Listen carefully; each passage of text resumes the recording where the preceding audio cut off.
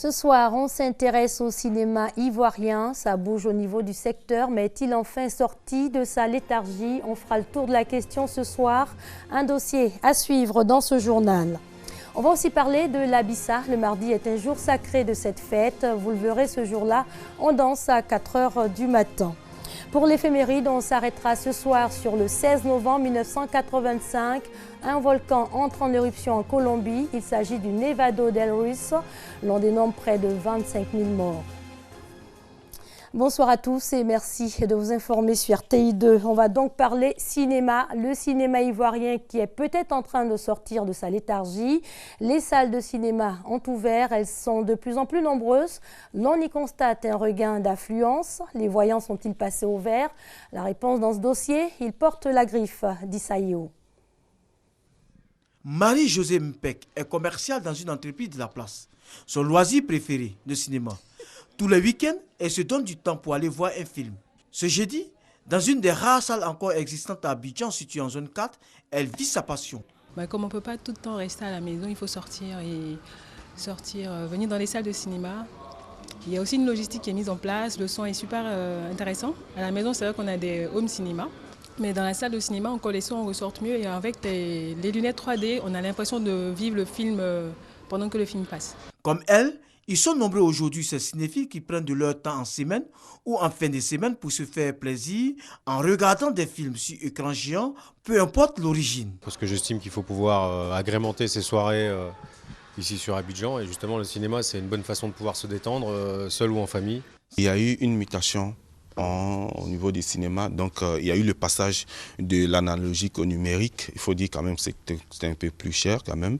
Et puis il y a eu la piraterie, donc la pollution des CD et tout ça, qui a fait que les gens s'asseyaient à la maison pour voir le film sur un ordinateur devenu au cinéma.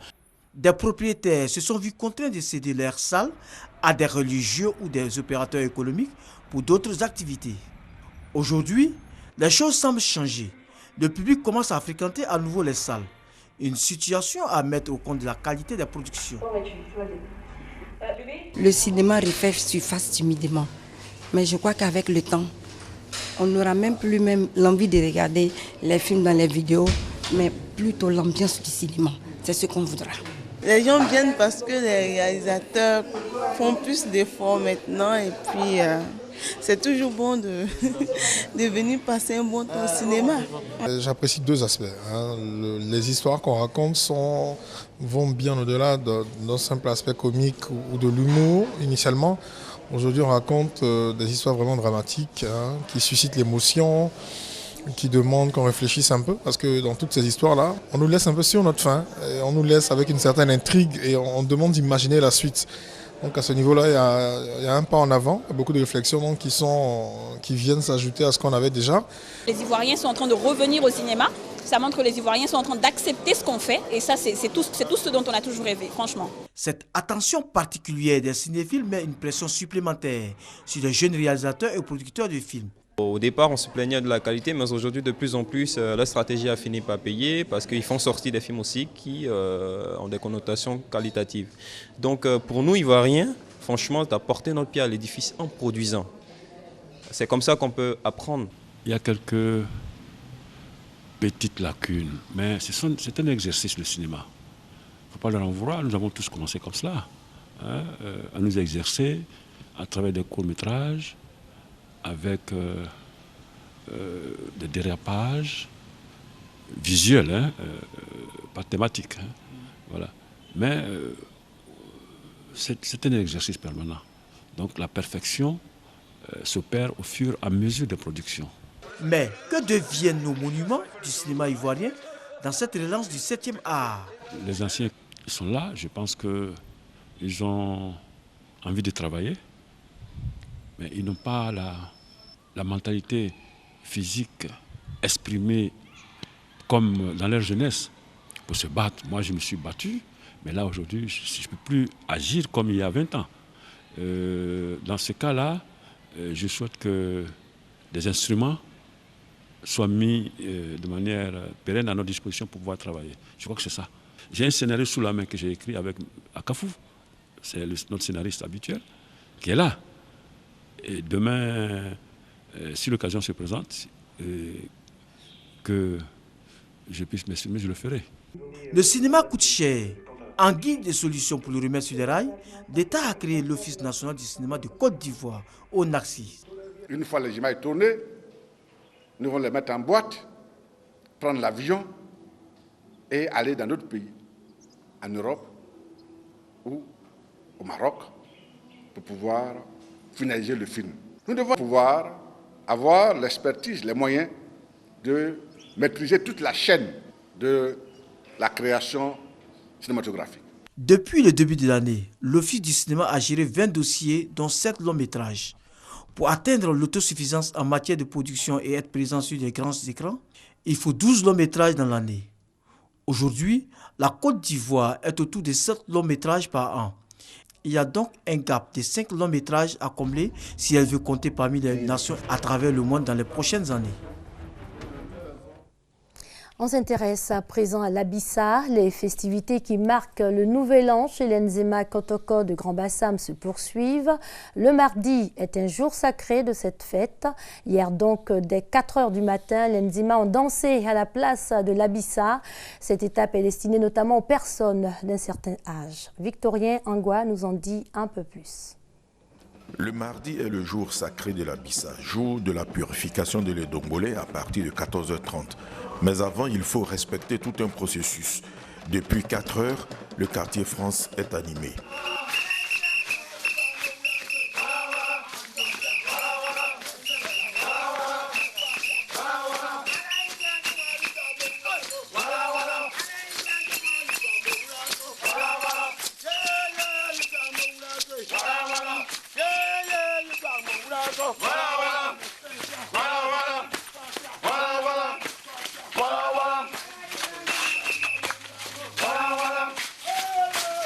Le groupe Atchenkwasi en procession retrouve sur la place de l'Abissa le tam-tam sacré ou le dombolé.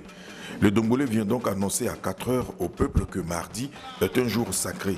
À cette occasion, il faut bénir la terre et tous ceux qui viendront à 14 h 30 pour assister à la première sortie du roi des Nzima Kotoko de Côte d'Ivoire. Deuxième chose, il faut savoir que l'Abissa aujourd'hui suscite tellement d'intérêt que les après-midi, c'est pratiquement toute la population de Bassam, toute la population de Côte d'Ivoire, jeunes femmes qui viennent à l'Abissa. À 4 h du matin, on permet donc aux vieilles femmes, à nos parents, pères, mères, on leur demande de venir danser l'Abissa avant même que les jeunes qui sont plus valides et qui viendront à 14 h viennent danser l'Abissa. L'Abissa à 4 heures est réservé aux Nzima en particulier.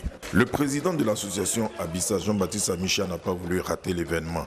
Avec lui, le président de la commission finance, Jérôme Ayua, et plusieurs Nzima ont pris part à ce que l'on pourrait assimiler à une mise en jambe en attendant la sortie du roi.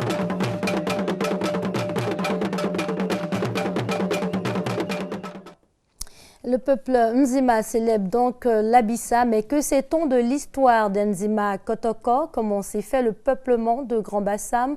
Les réponses à lire dans un ouvrage, Grand Bassam, métropole médiévale d'Nzima.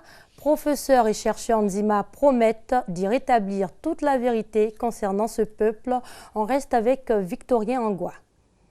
Ouvrage de 651 pages rédigé en 2 tomes. Le volume 1 résume la genèse du peuplement Nzima et le 2 retrace la culture du peuple Nzima. Un comité de rédaction composé d'éminents professeurs et chercheurs et personnalités Nzima avec le soutien des cadres dont le Premier ministre Daniel Kablan-Duncan. L'ouvrage a été présenté le mardi 15 novembre au Centre culturel Jean-Baptiste Moké de Grand Bassam.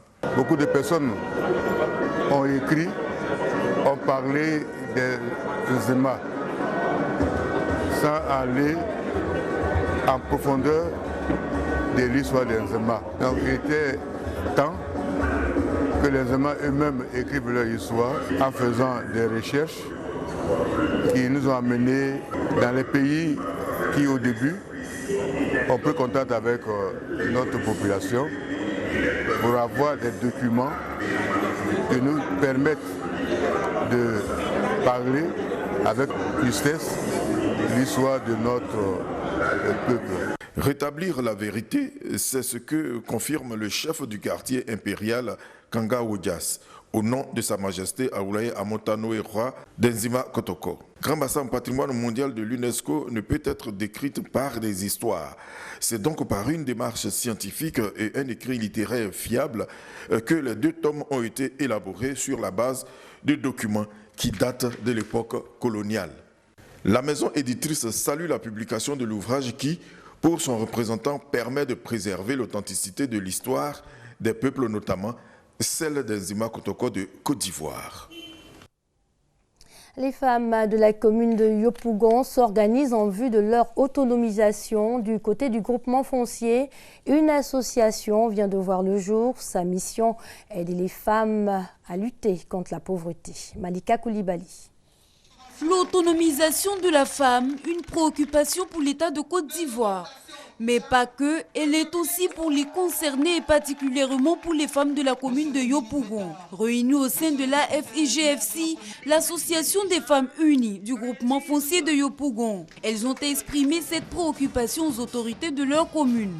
Consciente de la nécessité de l'autonomisation de la femme par le biais de l'alphabétisation, d'une entraide morale et matérielle par les activités génératrices de revenus, les braves femmes nous donnent l'occasion de sensibiliser, de mobiliser et d'interpeller toutes nos sœurs à venir nous rejoindre dans le navire dénommé l'Union dans la diversité. Être unis et autonome pour prendre une part active dans l'émergence de la Côte d'Ivoire.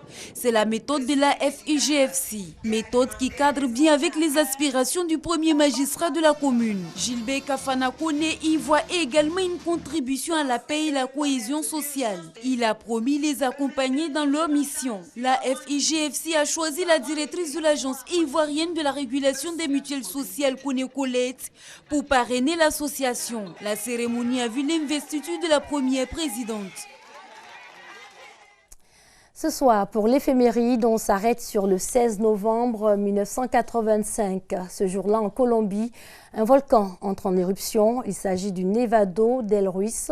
L'événement a des conséquences tragiques. L'immense coulée de boue s'acharne sur Armero. La ville est engloutie avec sa population.